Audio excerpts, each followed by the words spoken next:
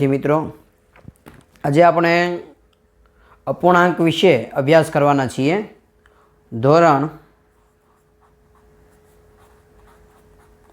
6 અપૂર્ણાંક।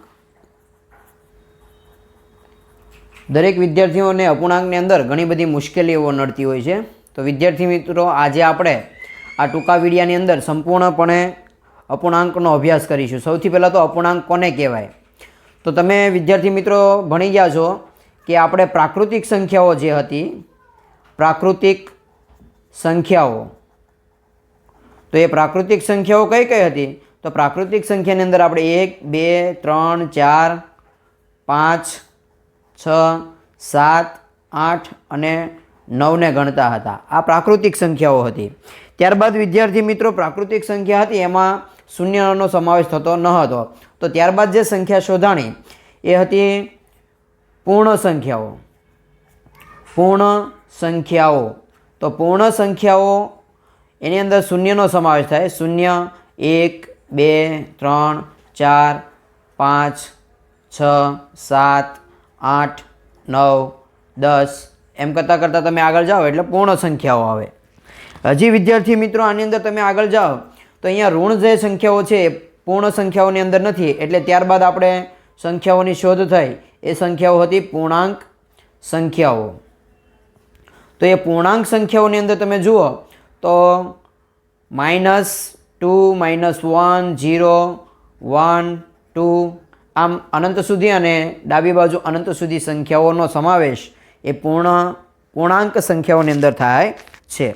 વિદ્યાર્થી મિત્રો આ પૂર્ણાંક સંખ્યાઓનો અભ્યાસ કર્યા બાદ આપણે આગળ જોઈએ તો હજી આની અંદર ધારો કે આપણે લખવું છે કે 1/3 એટલે કે 0.5, તો એનો સમાવેશ આ પૂર્ણાંક સંખ્યાઓની અંદર થતો નથી। એનો સમાવેશ ધારો કે 0.5 લખવું છે તો 0 અને 1ની વચ્ચે કોઈ સ્થાને એ 0.5 આવે છે, એટલે એ જે સંખ્યાઓ છે એને આપણે પૂર્ણાંક સંખ્યાઓની વચ્ચે આવે છે એટલે આપણે એને અપૂર્ણાંક કે જે પૂર્ણ નથી એવી સંખ્યાઓ અપૂર્ણાંકની અંદર આવે છે એટલે કે અપૂર્ણાંક સંખ્યાઓ કહેવાય છે। તો અપૂર્ણાંક સંખ્યાઓ કેવી હોય? તો કે જેની અંદર અંશ અને છેદ સ્વરૂપે સંખ્યા દર્શાવતા હોઈએ છીએ।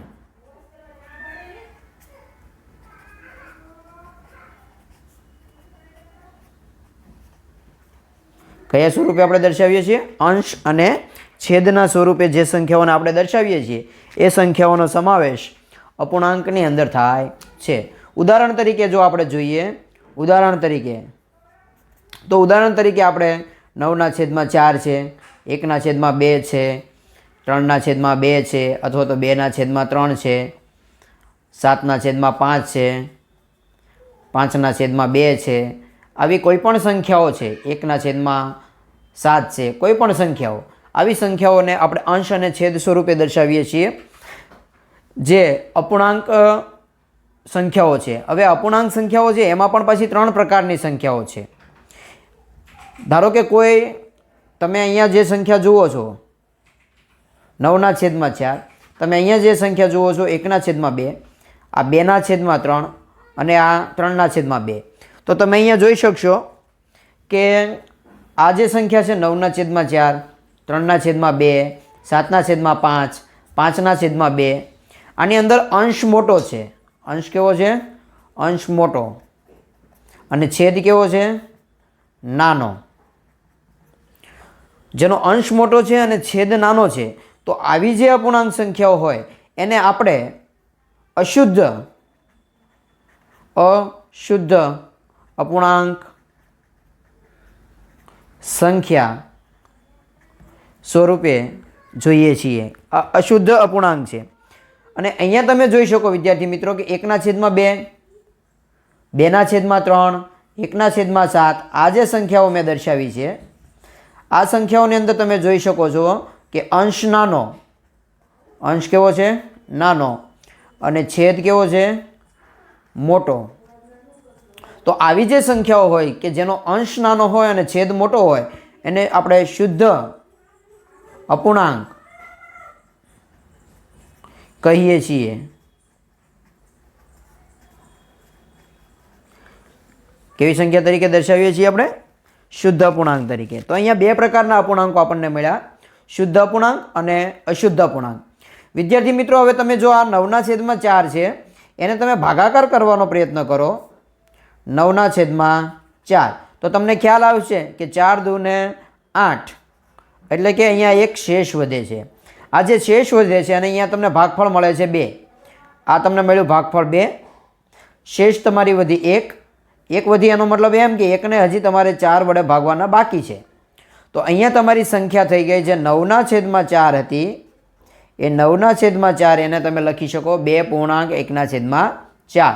એટલે આ 9/4 જે અશુદ્ધ અપૂર્ણાંક હતી એને તમે ફેરવી 2.1/4 સ્વરૂપે.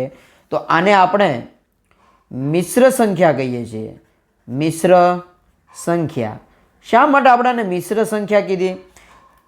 મિશ્ર સંખ્યા એટલા માટે કીધી કે આ જે મિશ્ર સંખ્યા છે એની અંદર પહેલો જે ભાગ છે, ધારો કે 2 છે, 2 છે એ પૂર્ણાંક છે, પૂર્ણાંક, અને એની પાછળ જે આવેલું છે 1/4 એ અપૂર્ણાંક છે, અપૂર્ણાંક. તો મિશ્ર સંખ્યાની અંદર બે સંખ્યાઓ છે, પૂર્ણાંક સંખ્યા પણ છે અને અપૂર્ણાંક સંખ્યાઓ પણ સમાયેલી છે. એટલે આપણે આને મિશ્ર સંખ્યા સ્વરૂપે દર્શાવીએ છીએ. અહીંયા જે અપૂર્ણાંક સંખ્યા આવશે મિશ્ર સંખ્યાની અંદર એ હંમેશા શુદ્ધ હશે. જુઓ 1/4, તો અંશ નાનો છે, છેદ મોટો છે, એટલે શુદ્ધ અપૂર્ણાંક કહેવાય.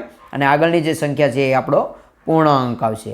જ્યારે શુદ્ધ અપૂર્ણાંક હશે, ધારો કે 1/4, તો એનું તમે મિશ્ર સંખ્યામાં રૂપાંતરણ કરી શકશો નહીં.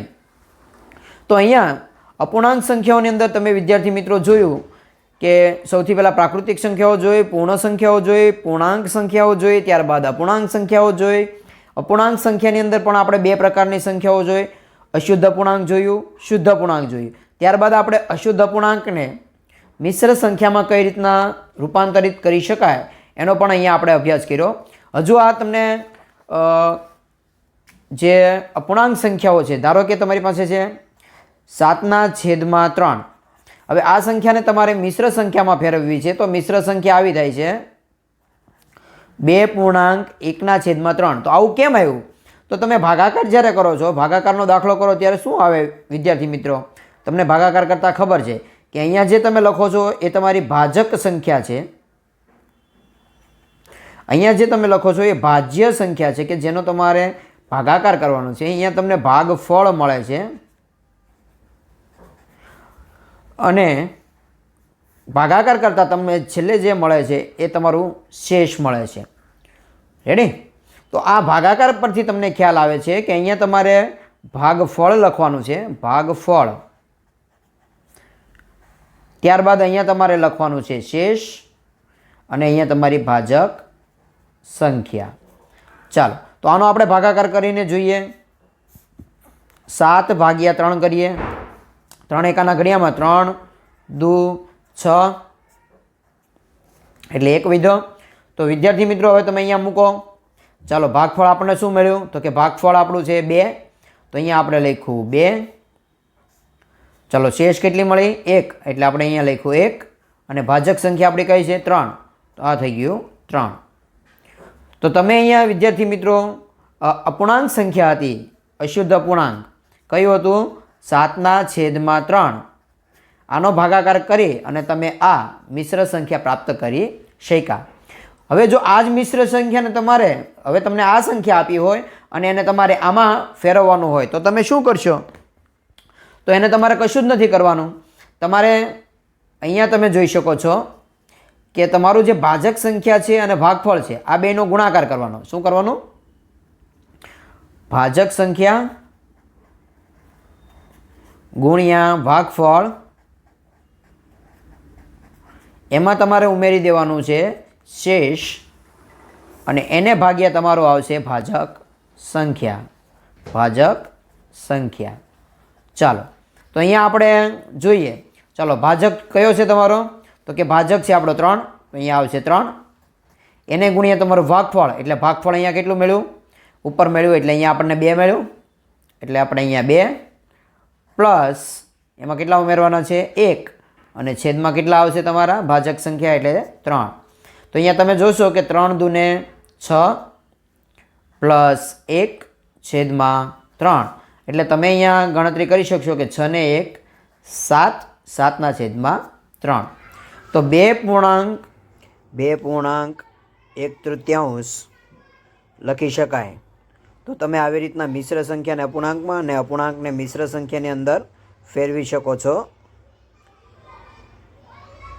2.1/3 બરાબર 7/3.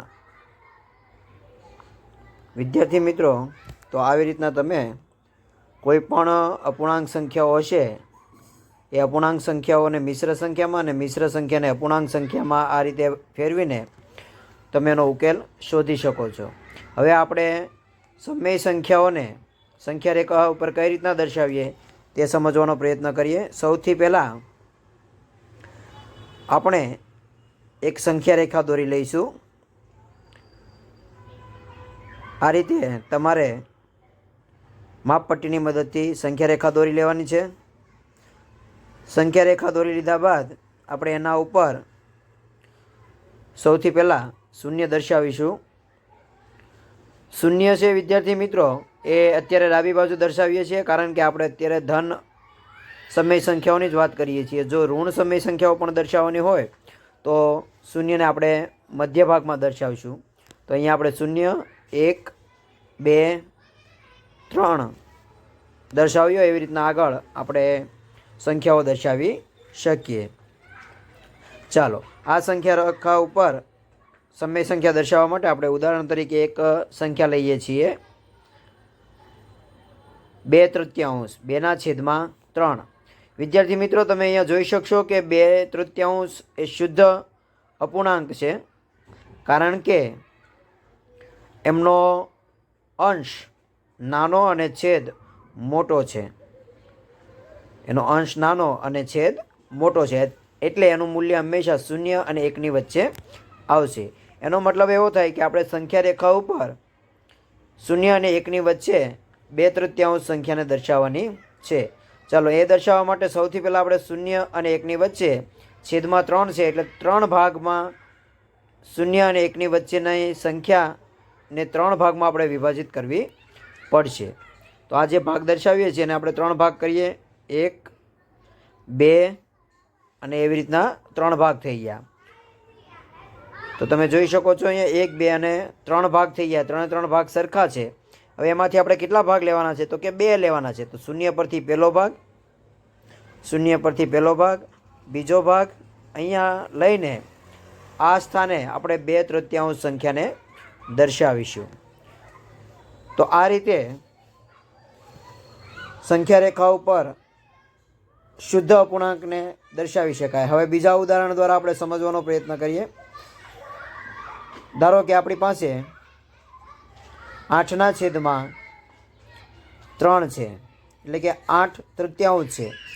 હવે અહીંયા 8/3 એ અશુદ્ધ અપૂર્ણાંક છે. અશુદ્ધ અપૂર્ણાંક હોય તો એમને આપણે સૌથી પહેલાં મિશ્ર સંખ્યાની અંદર ફેરવવું પડશે. તો મિશ્ર સંખ્યા શું થાય? તો 3 એકાના ઘડિયામાં તમે જોશો તો 3 દૂને 6, તો 2.2/3, 2.2/3 એટલે 8/3. તો તમે ગુણાકાર કરો તો 3 દુ 6, 6 વત્તા 2 એટલે 8/2 એ મિશ્ર સંખ્યા મળશે. હવે આ જે મિશ્ર સંખ્યા છે એને આપણે સંખ્યા રેખા ઉપર દર્શાવી હોય તો તમે જોઈ શકો છો કે અહીંયા પૂર્ણાંક 2 છે, એટલે 0 થી 1 અને 1 થી 2, 2 સુધી તો પૂર્ણ સંખ્યા છે જ. ત્યારબાદ 2 પછી 2 અને 3ની વચ્ચેનું જે સ્થાન આવે છે એ સ્થાન પર આપણો અપૂર્ણાંક એટલે કે 2/3, જેવી રીતના આપણે 0 અને 1ની વચ્ચે 2/3 દર્શાવ્યું એવી જ રીતના આપણે 2 અને 3ની વચ્ચે 2/3 દર્શાવવાનું છે.